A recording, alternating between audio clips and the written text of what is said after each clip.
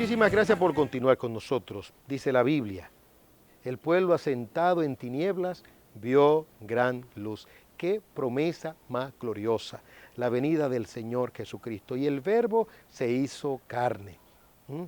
Qué bendición, en el cumplimiento del tiempo.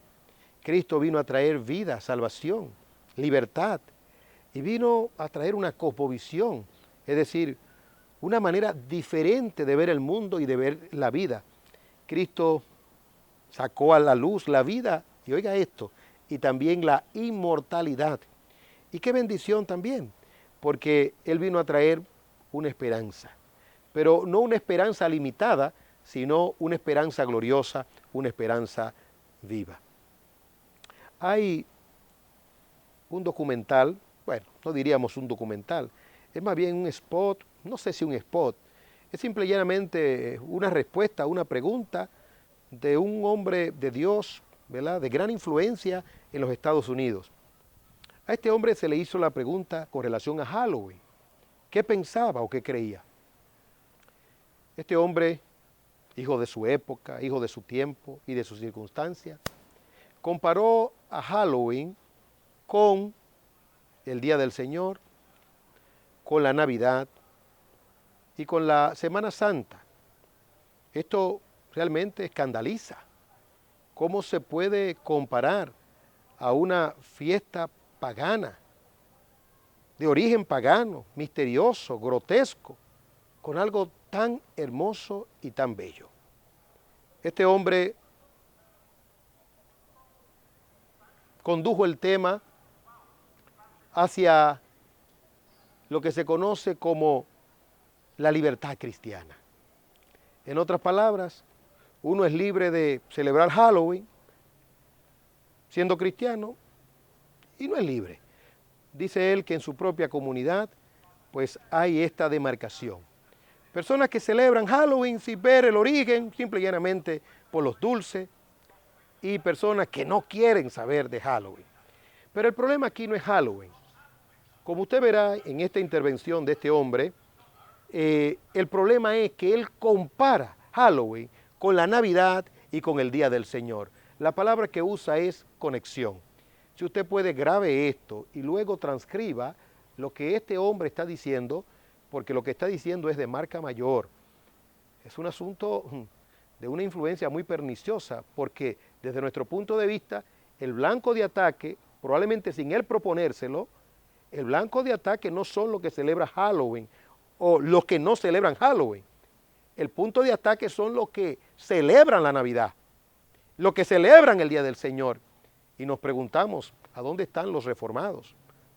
Los llamados bautistas reformados, que entienden que el Día del Señor es un día legal, en el sentido de que el sábado fue cambiado para el domingo. Ahora, este hombre de gran influencia está diciendo que el domingo tiene una conexión pagana. Por favor, sea usted el jurado y vea esto. What are your thoughts on Halloween?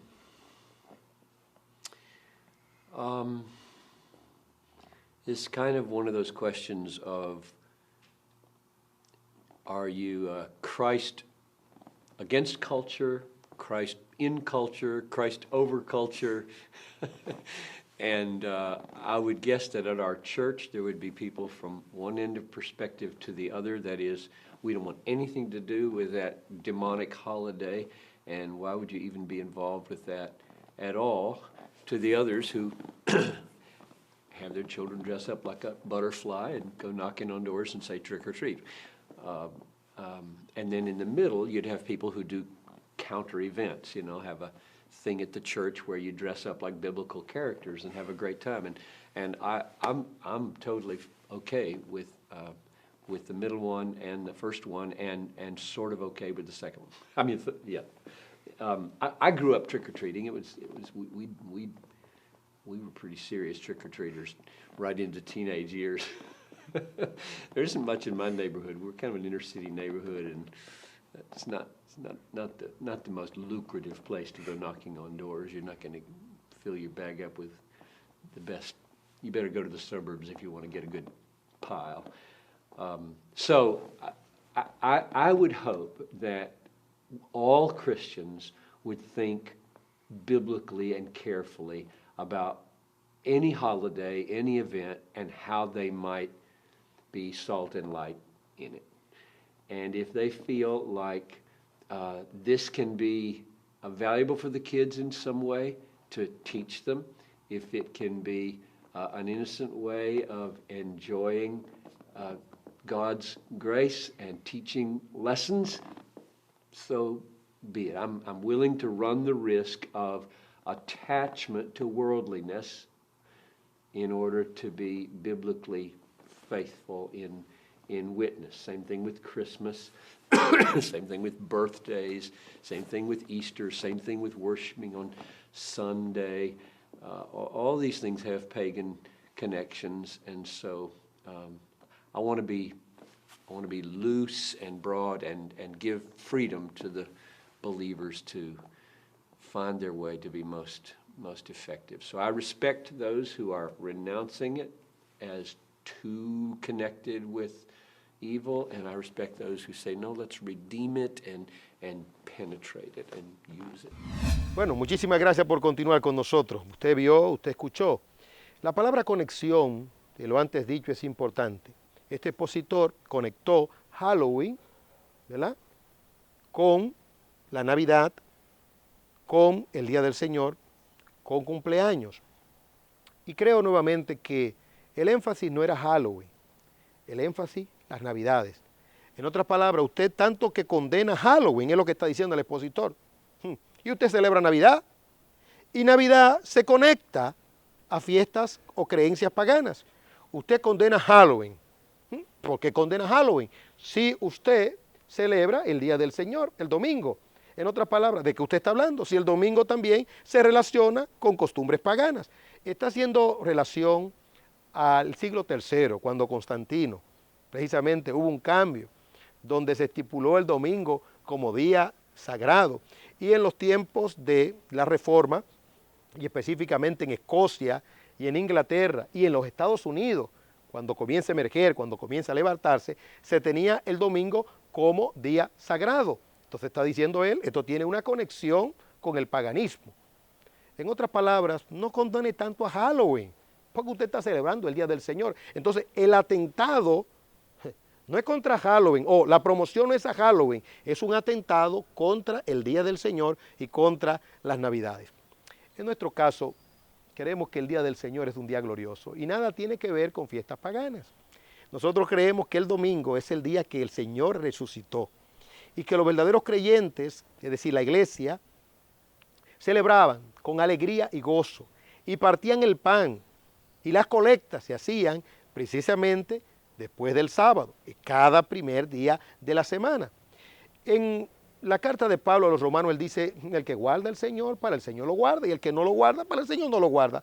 En otras palabras, Pablo entendía que había, desde el punto de vista de la conciencia cristiana, una libertad, pero no libertad para no reposar, sino libertad para tener una visión correcta acerca de ese reposo y de cómo en esta nueva dispensación, y si se quiere, en esta nueva era de la fe cristiana universal, católica, cuando hablamos de católica estamos hablando de catolicidad, y la palabra católica significa universal y catolicidad en su sentido universal, es decir, hay una adecuación, por así decirlo, para no caer en inconsistencia e incongruencia.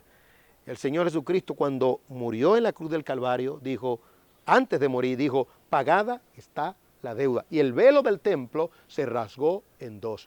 Esta es la era del Espíritu. Esta es la era de la libertad del Espíritu. Esta es la era de la ley, no de Moisés.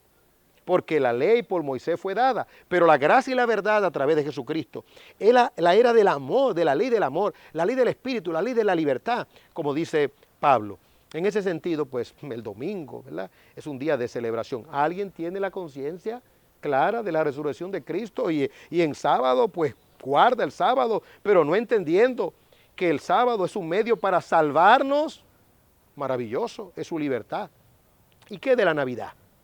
¿Tiene alguna conexión con el paganismo? Bueno, a través de la historia, muchas personas pudieron distorsionar ciertos aspectos de la celebración del nacimiento de Cristo. Pero la esencia de la Navidad es Cristo, que nació en un pesebre. Es decir, cuando usted hace un pesebre debajo de un árbol, usted no está adorando. Y no es idolatría, simple y llanamente usted está mostrando que hubo un momento en la historia en que el Salvador nació. Hubo en la historia un momento en que todo brilló y sigue brillando por el nacimiento del Salvador. Pero hay algunos íconos, algunos emblemas, algunos símbolos en la Navidad que se creen como paganos. Recuerdo uno de nuestros pastores que en una ocasión predicó acerca de la influencia cristiana. Estaba tomando del libro de Jane Kennedy, y que si Jesús no hubiera nacido. Y mencionó a Santa Claus. Y cuando yo escuché esto, quise de momento escandalizarme, pero seguí escuchando a mi pastor. Y él comenzó a explicar cómo este personaje no es un personaje de la mitología, sino que es un personaje que tiene una historia. Este investigador, productor de cine, hace referencia a lo maravilloso de la Navidad y precisamente hace referencia a Santa Claus, ¿verdad? El personaje Santa Claus.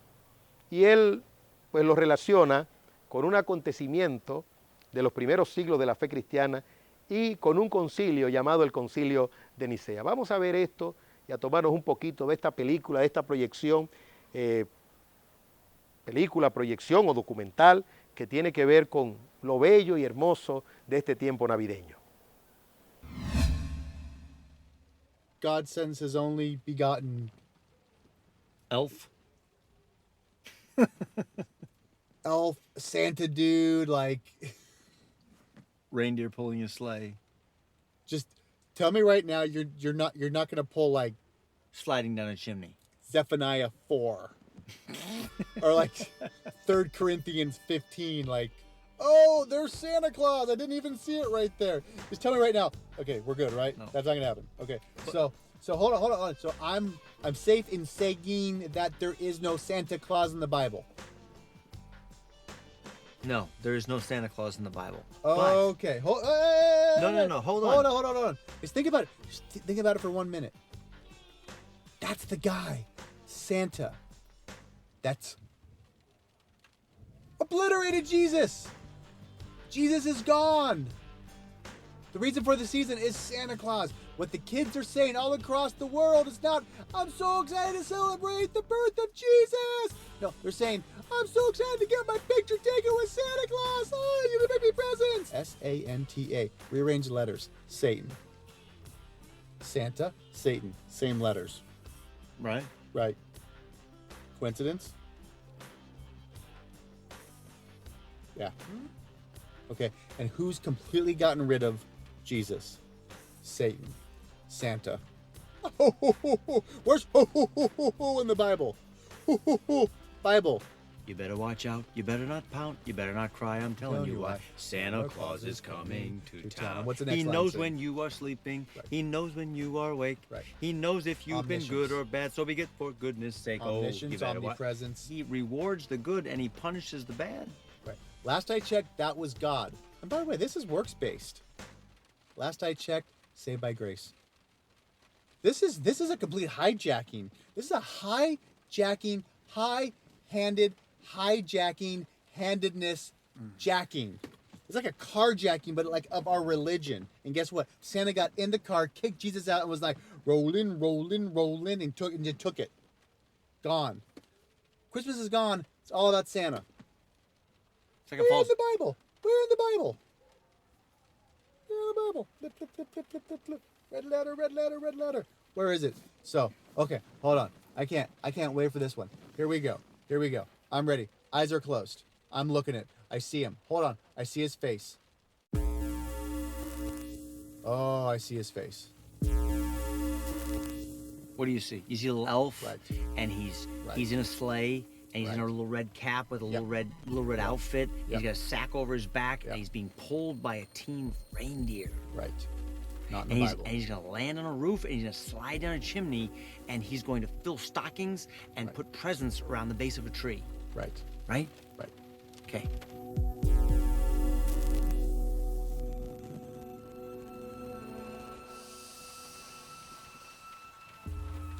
Let me tell you about the real Santa Claus. Oh, I'm ready. The real Santa Claus was a real bad, bad dude. And when I say bad, I mean bad in the good way. So, Christian, you want Christmas to be all about Jesus? You think you're fighting the good fight by scowling at decorations and scoffing at presents and mocking Christmas trees? Let me show you how a real defender of the faith does it. Now, if I tried to show you how this really happened, you'd see a lot of guys in robes, wearing tall hats, carrying scepters, and swinging incense everywhere. It'd be a mess.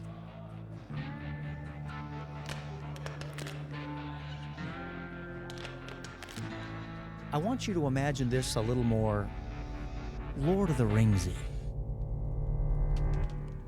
Sir? Go away. He's here, sir.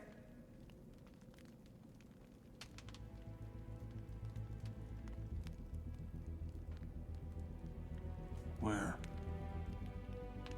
Here, at the tavern. Grab my coat.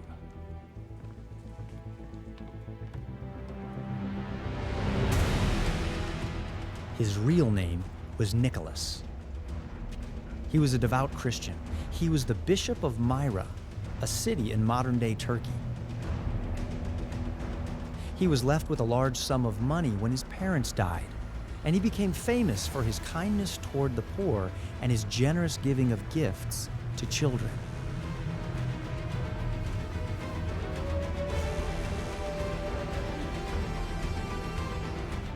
He was there at the Council of Nicaea in AD 325, one of the most important events of church history, because one of the most important doctrines of the faith was being challenged. There were leaders in the church that had begun to deny the deity of Christ, the doctrine that confessed Jesus as the Son of God, God in the flesh. Nicholas did not take kindly to those who wanted to reduce Jesus to a mere man. The Council of Nicaea ended up producing what is known today as the Nicene Creed, a profession of faith used by churches all around the world. The creed affirmed the deity of Christ and the three persons of the Trinity. But that affirmation didn't happen without Nicholas and a fight.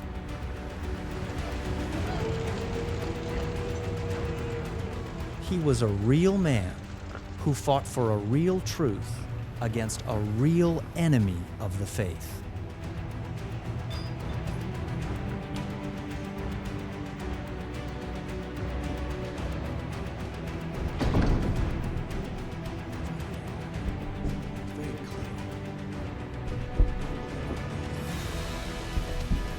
Leading the charge in this heresy was a bishop named Arius. He was known as a charismatic and compelling speaker. He was traveling from region to region, spreading his heresy like a plague, saying that Jesus was less than God.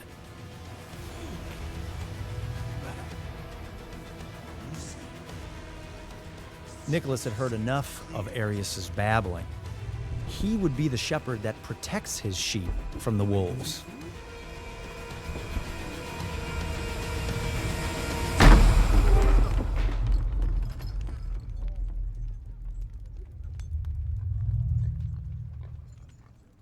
In the beginning was the Word. And the Word was with God.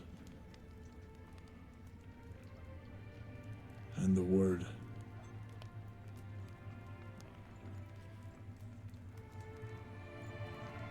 was God. The official record says that at a critical moment during the council, Nicholas put the heretic Arius to shame, not only by word, but also by deed. smiting him on the cheek.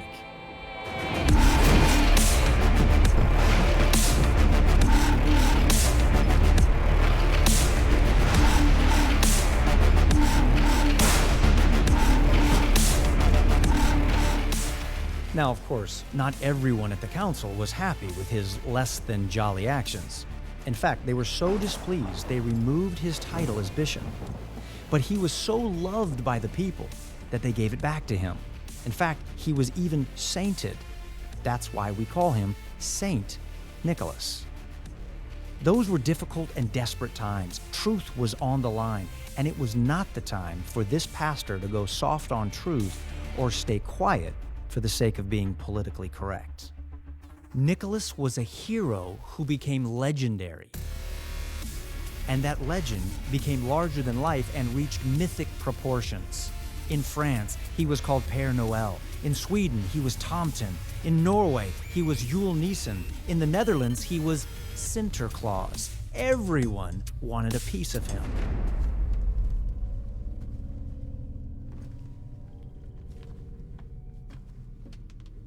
Oh, look who it is. Better? You get that out of your system? Come on, we got work to do.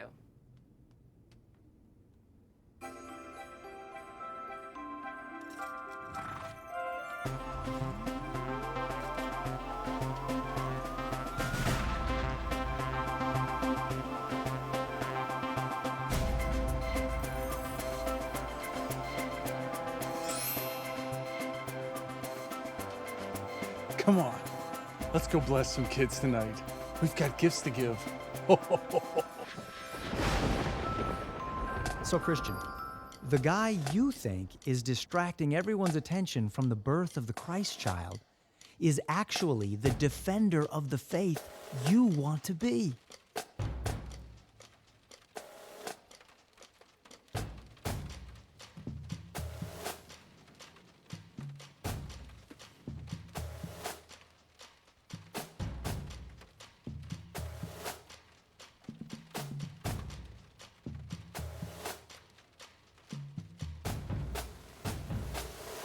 Santa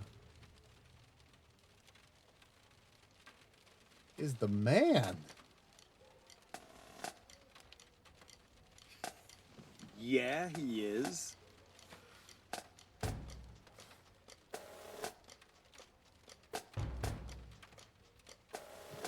Bro, let me just say this. I know you love my sister. I know you love Christ. I know you love Christmas, and you want it to be all about what it's all about. But all this is good. All this is what it's all about. You just need to see it.